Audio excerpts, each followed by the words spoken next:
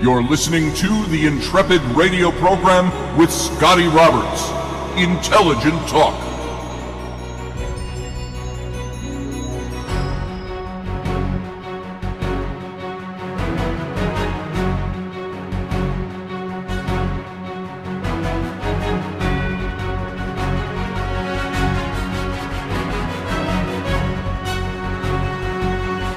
Well, good evening, folks. Happy Tuesday evening. This is Scotty Roberts. You're listening to the Intrepid radio program right here on the Odyssey Radio Network. That's ODYSY1.com. Come on over and see all the goodness that is Odyssey Radio. At the same time, you can be watching this broadcast in its video simulcast over on my YouTube channel. And you can join the live chat room with the other Intrepheads over at youtube.com/Mr. Scotty Roberts. Mr. all spelled out. So come on over and join us. We're continuing our series on Native America, on the expansion of the United States westward to make an empire of its own in the 19th century that was greater and better than the British Empire, which they had declared liberty from 100 years earlier. And so we're looking at this now in great detail, and those of you who've been listening already know this. Those of you who this might be your first time listening, we're in the midst of a series looking at the Native American history of the conquest of the American West. And from sea to shining sea was what they called then, the United States government, their manifest destiny. Manifest by God to be destined to rule the whole continent from sea to shining sea. And so in the process of this, they needed to eradicate the tribes that lived here. They wanted their land. Back then, we saw them as weaker than we were. Otherwise, we wouldn't have been able to accomplish this. And so with great force, great power, many times great murderous activity, we drove the Native Americans off of their land. We put them in reservations, which the government made treaties which are supposed to be kept in perpetuity, according to the language, which means even now they should be honored. But we have seen over the last 100 years since most of this took place that has each one of those tribal reservations has been rewritten. Every treaty has been broken. And so we're picking up where we left off last night, talking about, it was after the Sand Creek Massacre, where the Cheyenne joined with the Arapaho, and they went north. Some went south with Black Kettle, below the Arkansas River, where they felt they were safe from the soldiers. And the others went north and joined with some of the Oglala Sioux and other tribes. And this is in north of the Platte River. Think Colorado, think Nebraska, think Wyoming. This is the territory we're looking at right now. Kansas, some of it as well. And so what we have, I want to just recap a little bit. After returning to the Powder River country, this is the region they're now in, following the Platte Bridge fight, which we talked about a couple of nights ago, and even last night a little bit. The Plains Indians began preparing for their usual summer medicine ceremonies, and the tribes camped near each other at the mouth of Crazy Woman's Fork of the Powder River. And farther along north of that river and the Little Missouri were some Teton Sioux who had moved west that year to get away from General Sully's soldiers in the Dakota. Now Sitting Bull, famous Sitting Bull, we know who he is. His face is very famous, and his Hunkpapa people were there. And these cousins of the Oglala Sioux sent emissaries down for a big sun dance, the annual religious renewal of the Tetons. And while the sun dance was in progress, the Cheyenne held their medicine arrows ceremony, which lasted for 4 days, and the arrow keeper unwrapped the 4 secret arrows from their coyote fur bag, and all the males in the tribe passed by to make an offering to pray to the arrows. Now, if I am not mistaken, I'm looking for a coin on my desktop, and I don't have that. Some of the arrows in the clutches, the claws of the American eagle on the backs of our coins represent these arrows. And the arrow keeper, he unwrapped them, and they did their ceremony, and they prayed and made an offering to the arrows, the sacred arrows. Black Bear, one of the leading chiefs of the northern Arapaho, decided to take his people west to the Tongue River region. And he invited some of the southern Arapahoes who had come north after Sand Creek, after that massacre, to go with them. And they'd set up a village on the Tongue, he said, and have many hunts and dances before the coming of the cold moons. Now we're looking at fall. This is autumn of 1865. So by late August of 1865, the tribes in the Powder River country were scattered from the Bighorn Mountains on the west to the Black Hills on the east. So that gives you a perspective of where they're sitting in what is now the United States. Think of the Black Hills of the Dakotas and the Bighorns in Wyoming. And this is where they are. And they were scattered all throughout the Bighorns and the Black Hills. And so sure of the country's impregnability, most of them were skeptical when they first began hearing rumors of soldiers coming at them from 4 different directions. And we talked about this a bit last night, how these different groups of soldiers were moving in on them. 3 of the soldiers' columns were under the command of General Patrick E. Connor, who had transferred from Utah in May to fight Indians along the Platte Route. And in 1863, Star Chief Connor, this is some of his background with the Native Americans, had surrounded a camp of Paiutes on the Bear River, and he butchered 278 of them. And for this, he was hailed by the United States government as a brave defender of the frontier from the, quote, red foe, unquote. And in July of 1865, Connor announced that the Indians north of the Platte River must be hunted like wolves, again, quote, unquote, must be hunted like wolves. And he began organizing 3 columns of soldiers for an invasion of the Powder River country. Now remember, this is where they have been driven to, the Native American tribes. And this is where they can hunt, and this is where they can camp. But now they want to wipe them out of this area. And so all these forces started moving in on them. And Connor hoped to trap the Indians between his columns. And he combined the forces of Cole and Walker. Walker moved straight to the north from Fort Laramie. And Walker had another force that was moving in from the east. And his mandate, Connor's mandate, was this, quote, attack and kill every male Indian over 12 years of age, end quote. That is something he actually said. And you can find the official record of this, by the way, in The War of the Rebellion. And that's in Series 1, Volume 48. You can find that if you're looking for that quote. So early in August, the 3 columns were set in motion. If anything went according to plan, everything went according to plan, they would rendezvous about September 1st on the Rosebud River. And in the heart of hostile Indian territory. And so then there was the 4th column, which came up. Had no connection with Connor. We talked about them last night. James A. Sawyers was a civilian, and they were looking to open up these overland routes through what was Indian territory to reach the Montana gold fields. And so it was about August 14th or 15th when the Sioux and the Cheyenne, who were camped along the Powder River, first learned of Sawyer's approaching train. Our hunters rode into camp much excited, George Bent recalled, and said that the soldiers were upriver.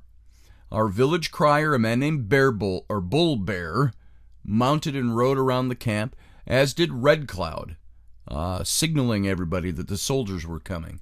So everyone ran for their ponies. And a big train of emigrants moving along with soldiers were marching on each side of it. And so they were confronted by this force. The wagon train couldn't move. They geared up in a circular manner. There were about 80 wagons. They brought all of their cattle inside. And the Indians couldn't get at it either, though. So about midday, to the end of the stalemate, the chiefs ordered a white flag hoisted, and a few minutes later, a man in buckskins came riding out. They made a deal that they would give them some supplies, which was basically food and blankets and stuff like that, a wagon full of them, if they'd let them cross through the Indian territory. And this is where they also learned, Red Cloud learned that, and Dull Knife, by the way, who was one of the other chiefs here, that's where they learned that there was a new fort being built in their territory, which they hadn't heard about yet. And when Red Cloud demanded an explanation for the presence of the soldiers in Indian country, Captain Williford replied, this was the captain who was in charge of the troops that were guarding or escorting this wagon train of gold miners. Williford replied by asking why the Indians had attacked peaceful white men. Charlie Bent, still embittered by the memories of Sand Creek, told Williford that the Cheyennes would fight all the white men until the government hanged Colonel Chivington. Remember Chivington? He was the one that was working for Governor of Colorado, Evans.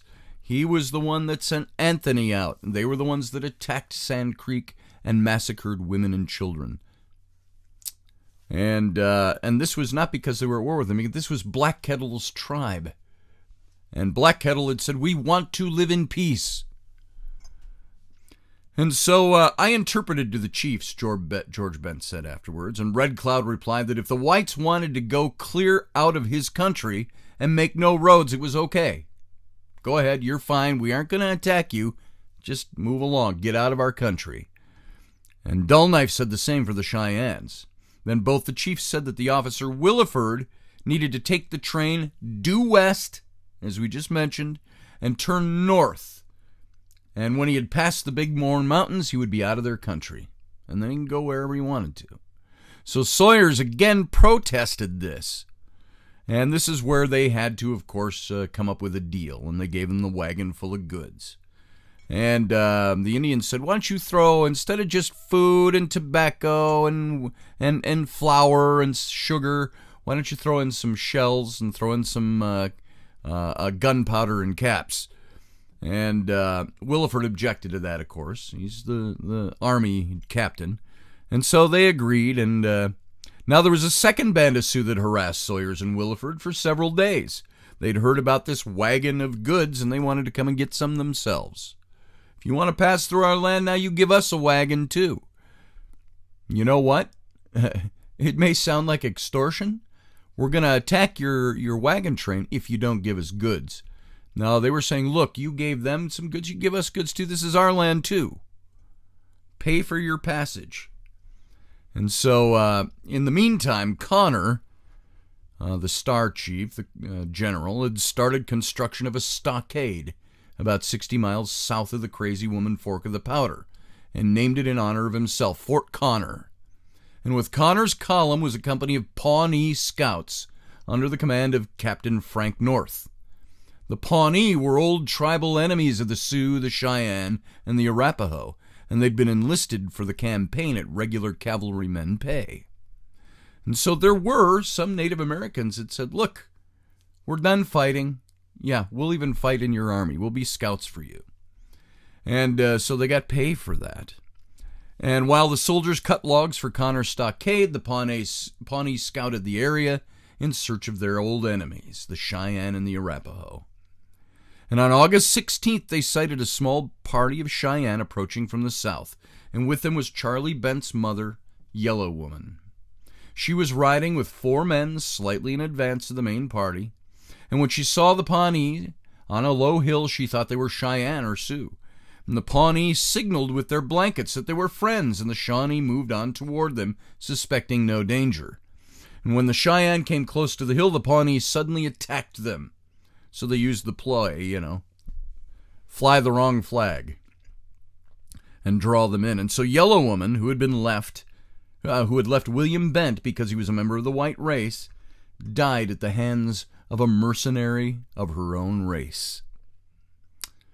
And on that day, her son Charlie was only a few miles to the east, with Dull Knife's warriors returning from the siege of Sawyer's wagon train. And on August 22nd, General Connor decided that the stockade on the Powder was strong enough to be held by one cavalry company.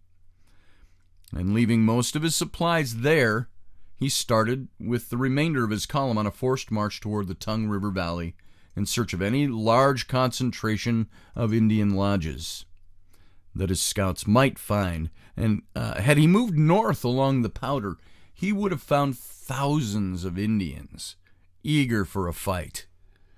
Remember, they were done making peace. And Red Cloud and Dull Knife's warriors, who were out searching for Connor's soldiers, were the group they would have run into. But about a week after Connor's column left the Powder, a Cheyenne warrior named Little Horse was traveling across this same country with his wife and his young son. Little Horse's wife was an Arapaho woman, and they were making a summer visit to see her relatives at Black Bear's Arapaho camp on the Tongue River. Now, along the way, one day, a pack of his wife's horses got loose, and when she dismounted to tighten it, she happened to glance back across a ridge. A file of mounted men was coming along the trail far behind them. "Look over there," she called to Little Horse, as the account goes, his remembrances. "There's soldiers," Little Horse cried. "Hurry!" And as soon as they were over the next hill and out of view of the soldiers, they turned off the trail. Little Horse cut loose the travois on which his young son was riding, took the boy on behind him on his horse, and they rode fast straight across country for Black Bear's camp. They came galloping in, disturbing the peaceful village of 250 lodges pitched on the mesa above the river. And the Arapaho were rich in ponies that year. 3,000 ponies were corralled with them along the stream. Now, none of the Arapaho believed that soldiers could be within hundreds of miles of that camp. And when Little Horse's wife tried to get the crier to warn the people, he said, "Little Horse has made a mistake. He just saw some Indians coming over the trail and nothing more." And certain that the horsemen they had seen were soldiers, Little Horse and his wife hurried on to find her relatives. Her brother, Panther, was resting in front of his teepee, and they told him that soldiers were coming and that he'd better move out in a hurry. "Pack up whatever you wish to take along," Little Horse said. "We must go tonight." Now Panther laughed at his Cheyenne brother-in-law. "You're always getting frightened and making mistakes about things," he said. "You saw nothing but some buffalo." Now, mind you, these are conversations, but these were told later in stories. These are the accounts given of these things. That's how we know things like this were said. This was the conversation taking place. He thought his brother-in-law was being alarmist. He says, "You didn't see anything but buffalo." And I would think at this point they'd be on high alert anyway. I'm not sure what the apathy was toward this. "Very well," Little Horse replied. "You don't need to go unless you want to, but we're going to go tonight." And his wife managed to persuade some of her other relatives to pack up, and before nightfall they left the village and they moved several miles down the Tongue River. Now, early the next morning, Star Chief Connor's soldiers attacked this Arapaho camp. And by chance, a warrior who had taken one of his racehorses out for a run happened to see the troops assembling beyond a ridge. He galloped back to the camp as fast as he could, giving some of the Arapaho a chance to flee down the river.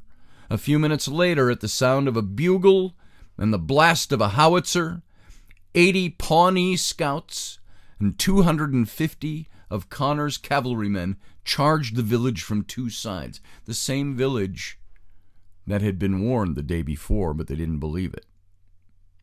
So the Pawnee swerved toward the 3,000 ponies which the Arapaho herders were desperately trying to scatter along the river valley. And the village, which had been peaceful and quiet just a few minutes before, suddenly became a scene of fearful tumult. Horses were rearing and whinnying, dogs were barking, women were screaming, children were crying, warriors and soldiers were yelling and cursing.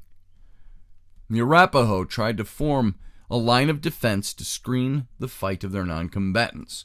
But in the first rattle of rifle fire, some women and children were caught between the warriors and the cavalrymen and killed.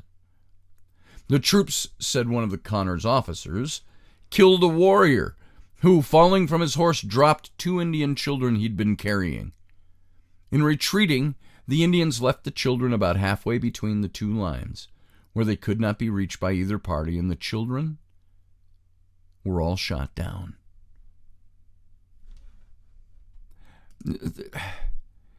I don't know if this is as gut-wrenching to you as it is to me. This is harrowing. And by the way, that quote that these children were shot down by these soldiers comes from Lee Humford's book, 20 Years Among Our Hostile Indians. And that was published in 1903, so maybe 50 years after this happened. Almost 50 years. So, I was in the village in the midst of a hand-to-hand fight with warriors and their squaws, another officer of Connors said. For many of the female portion of this band did as brave fighting as their savage lords. Unfortunately for the women and children, our men had no time to direct their aim. Squaws and children as well as warriors fell among the dead and the wounded. This is what the officer said. We weren't aiming for children and women, but we couldn't help it, in essence, was what he was saying. And so this was in History of the Powder River Indian Expedition of 1865. That's with the Nebraska State Historical Society. This was where this quote was picked up. And so as quickly as they could reach ponies and catch them, the Arapahoes mounted and began retreating up Wolf Creek, and the soldiers were pressing after them. And with the soldiers was a scout in buckskins, and some of the older Arapaho recognized him as an old acquaintance who had been trapped along the Tongue and Powder years before and had married one of their women. They had considered him a friend. Blanket, they called him. Blanket Jim Bridger. Now he was a mercenary like the Pawnee. And for 10 miles the Arapaho retreated that day, and when the soldiers' horses grew tired, the warriors turned on them, using their old trade guns upon the bluecoats and stinging them with arrows. By early afternoon, Black Bear and his warriors pushed Connor's cavalrymen back to the village, but artillerymen had mounted 2 howitzers there, and the big talking guns, as they called them, filled the air with whistling pieces of metal, and the Arapaho could go no further. So while the Arapaho watched from the hills, the soldiers tore down all the lodges in the village. They heaped all the poles and teepee covers and buffalo robes and blankets and furs and 30 tons of pemmican into great mounds and set fire to them. Everything the Arapaho owned, shelter, clothing, their winter supply of food, all went up in smoke. And then the soldiers and the Pawnee mounted up and went away with the ponies they had captured, 1,000 of the 3,000 animals, 1/3 of the tribe's pony herd.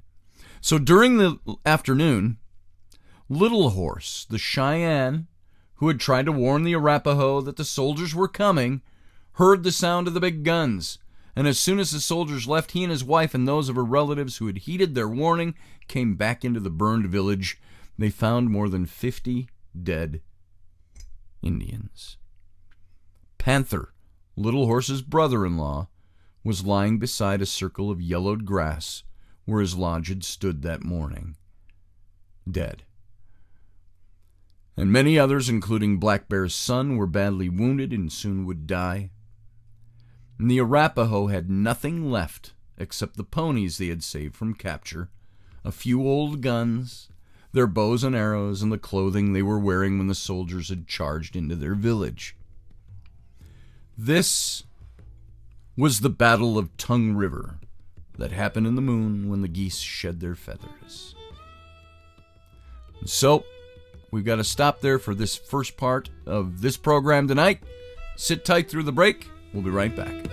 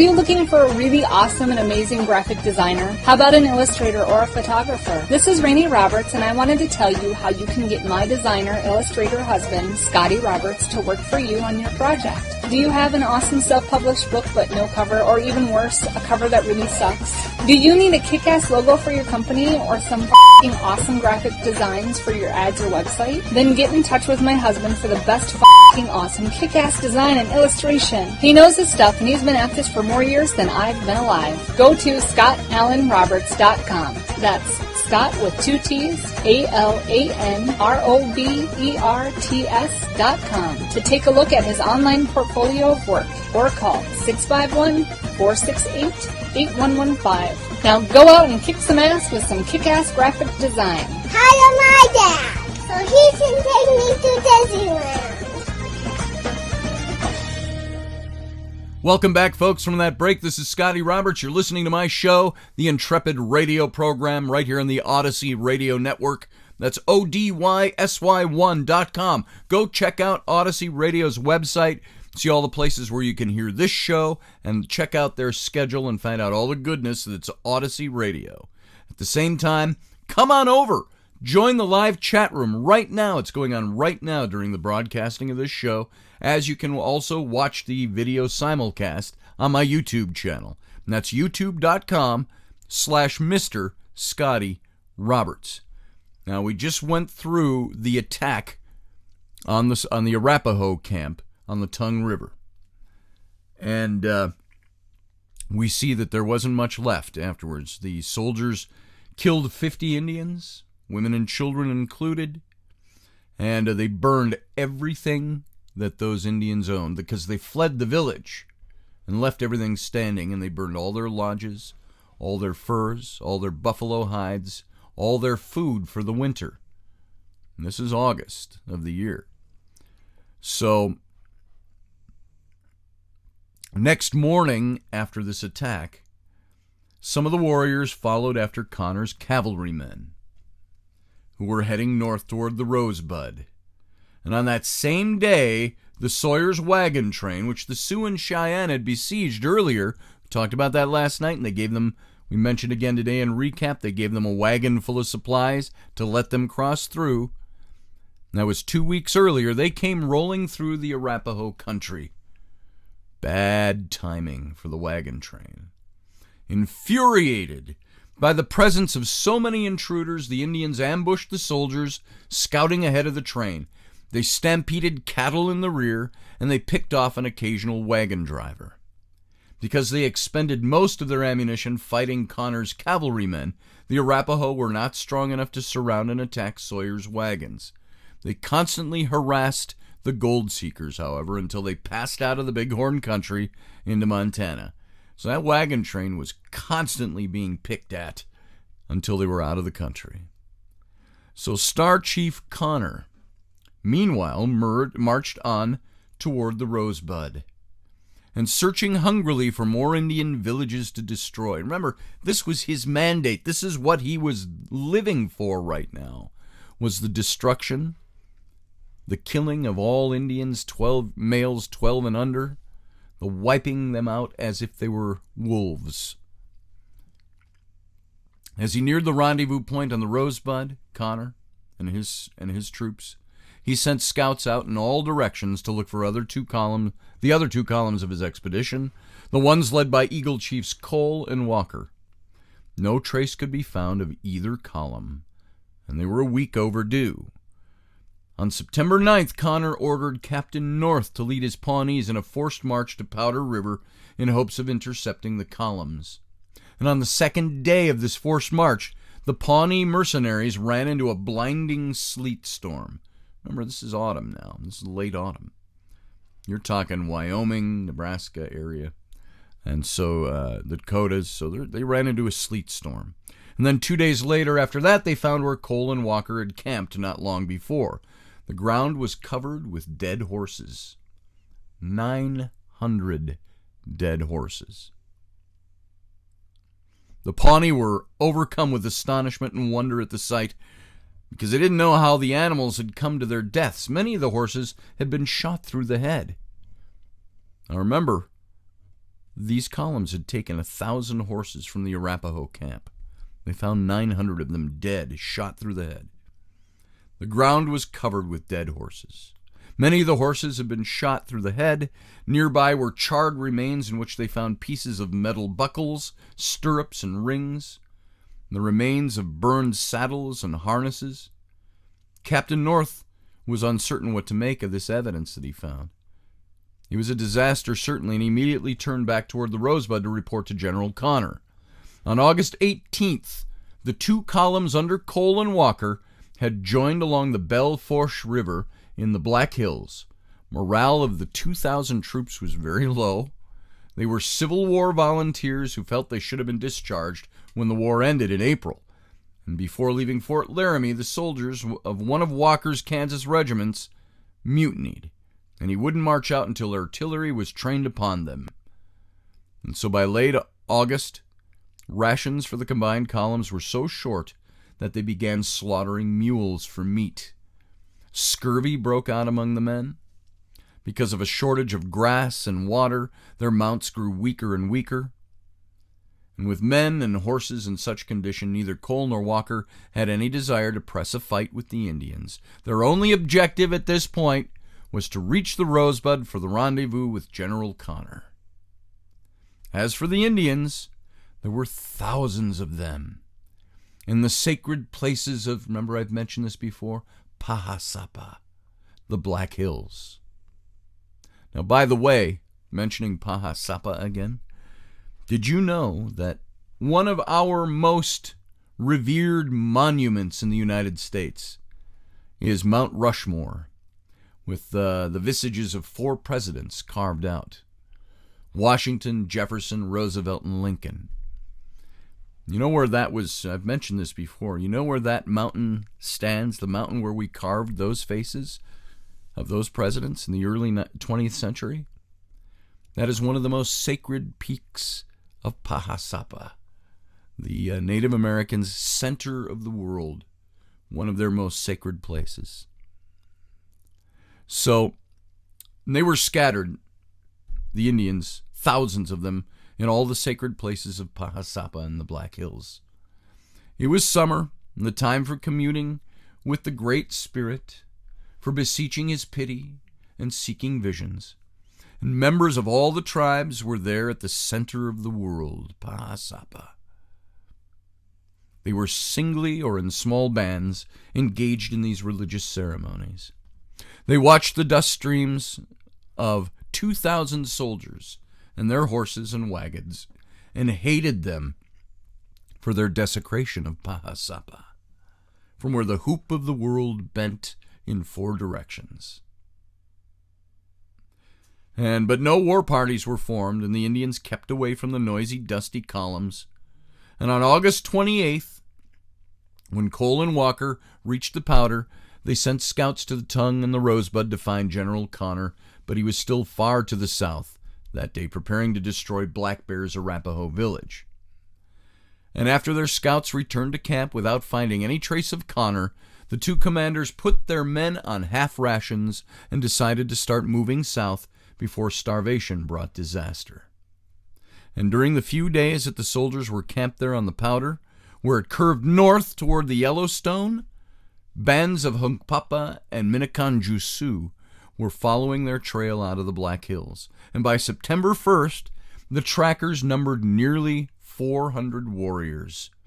And with them was the Hunkpapa leader, Sitting Bull, who 2 years before at the Crow Creek, say that fast 3 times, Crow Creek camp of the exiled Santee from Minnesota.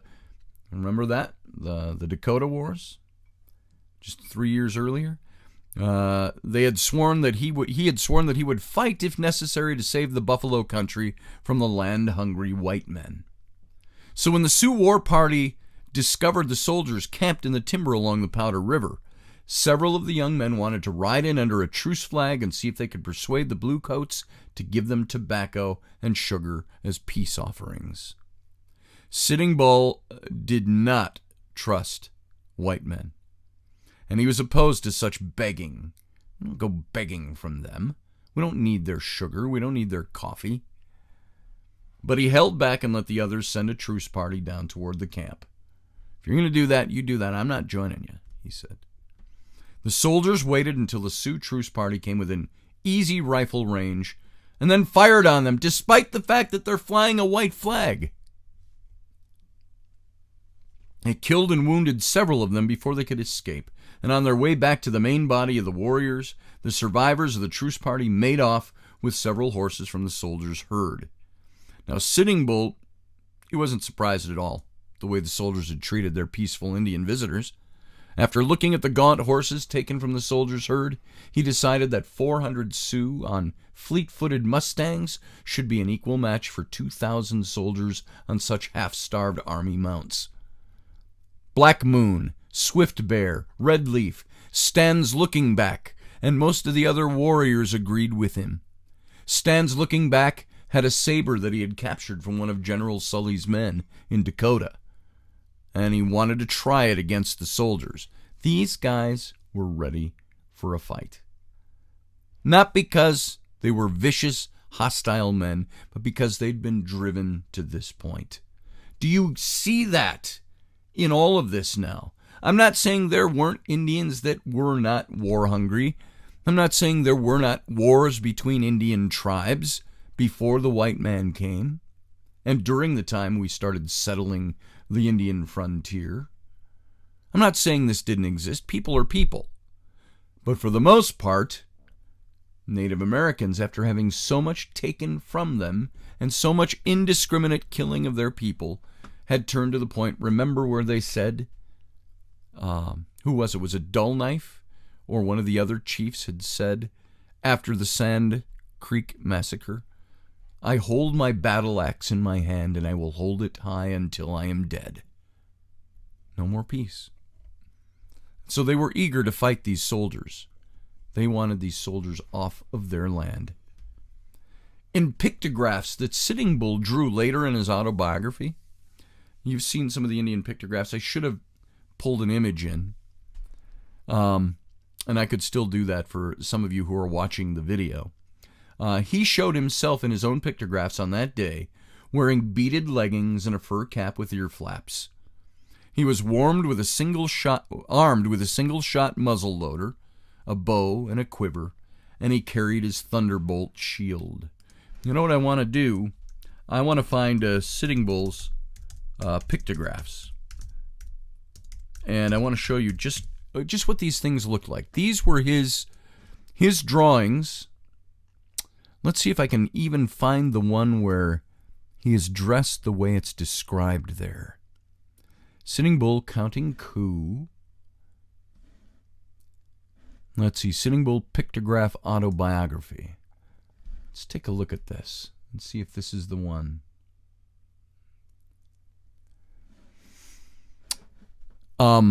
It's going to take a moment, but I want to show you this, as these are his remembrances of what happened, and these are his pictographs of the battles that took place.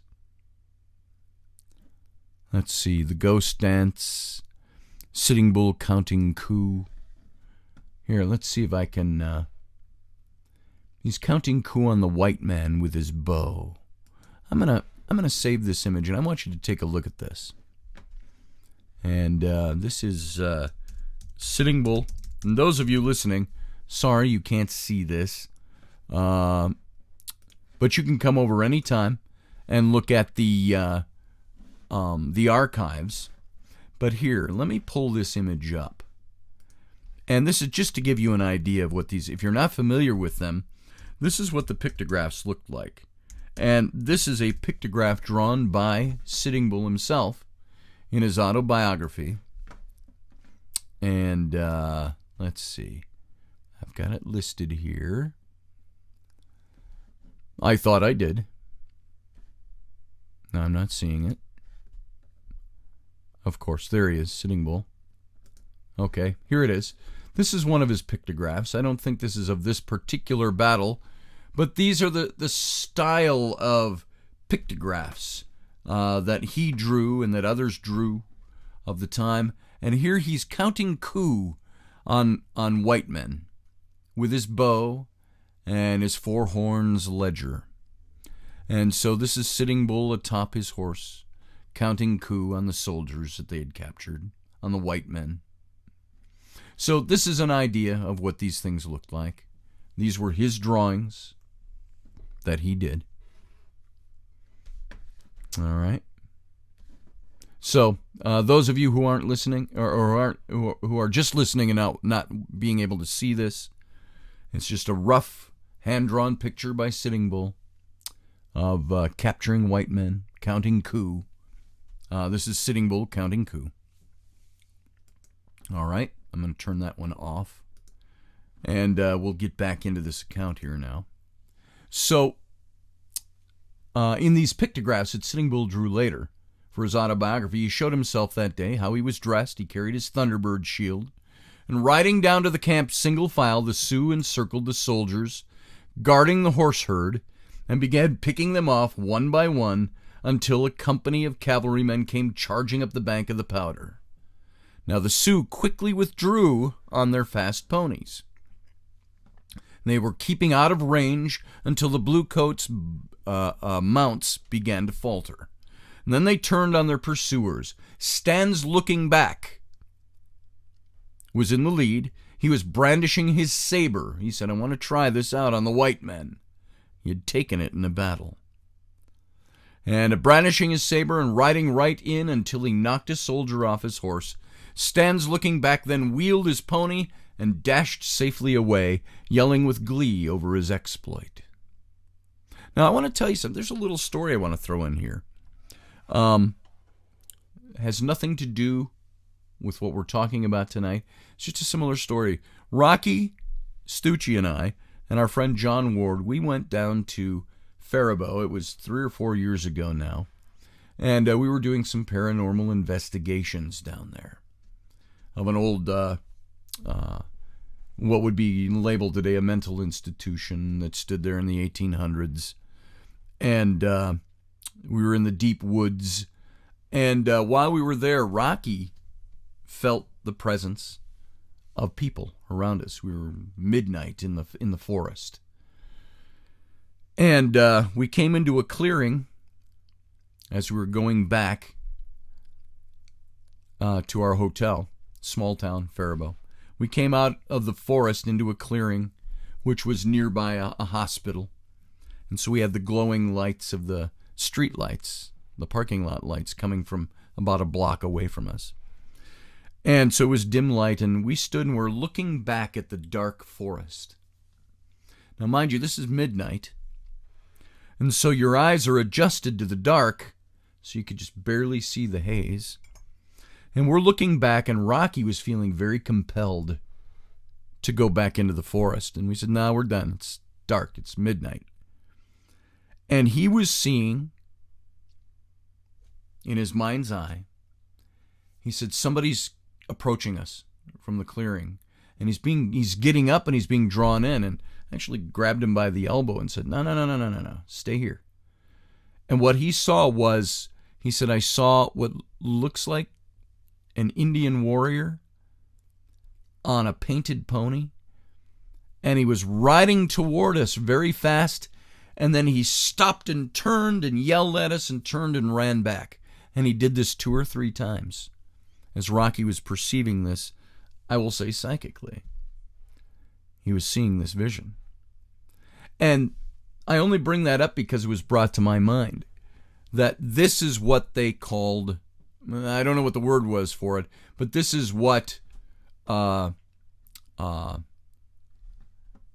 looking back over his shoulder, or Stan's looking back, was doing. They would ride in and they would terrorize a bit and yell something to show their power, and ride back to show, look, I survived my charge in on you, and I'll do it again.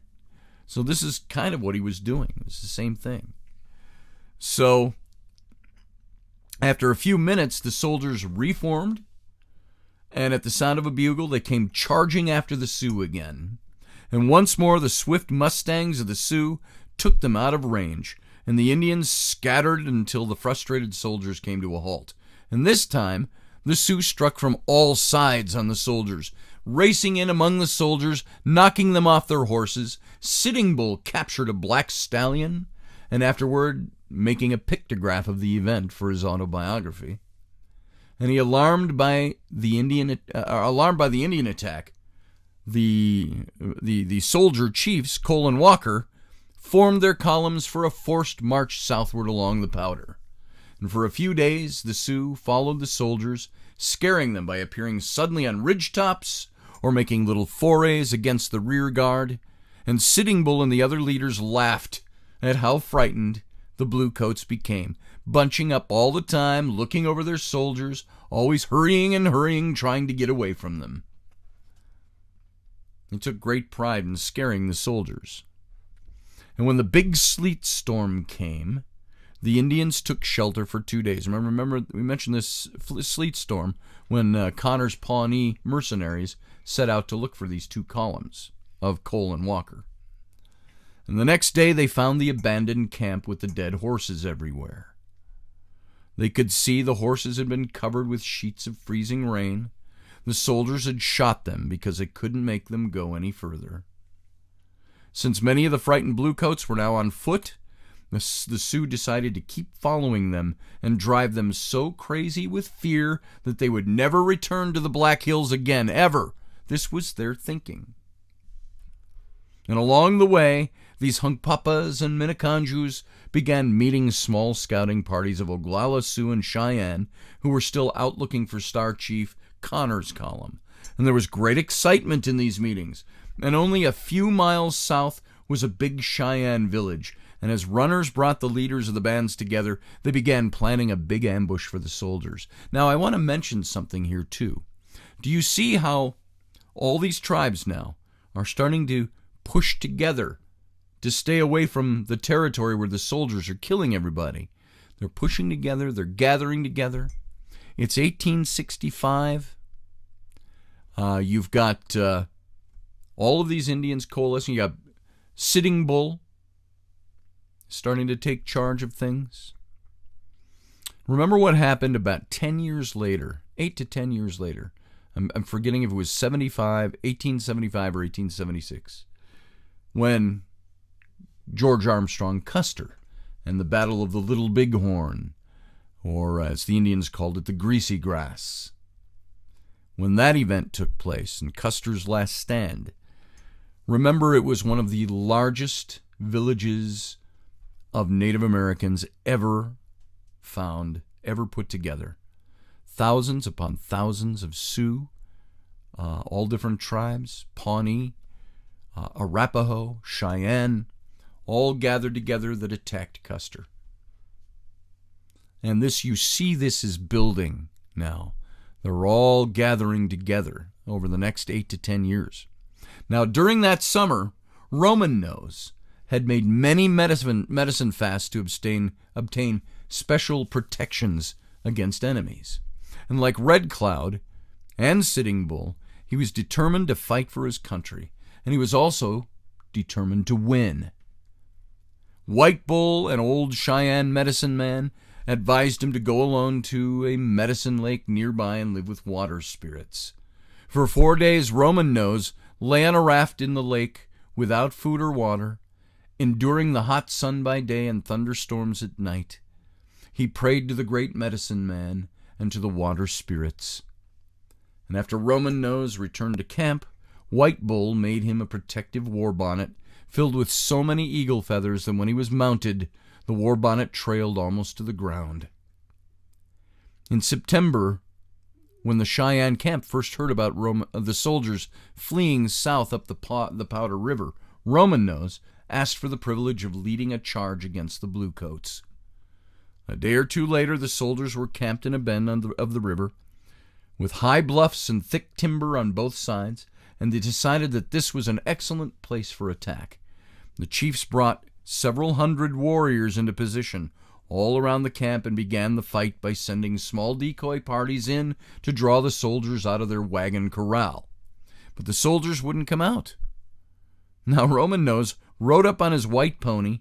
Imagine what these white soldiers felt. They're in this wagon train circle now. or in their circle, and they wouldn't come out. Now Roman Nose rode up on his white pony, his war bonnet trailing behind him, his face painted for battle. He called to the warriors not to fight singly, as they had always done, but to fight together as soldiers did. He told them to form a line in the open ground between the river and the bluffs.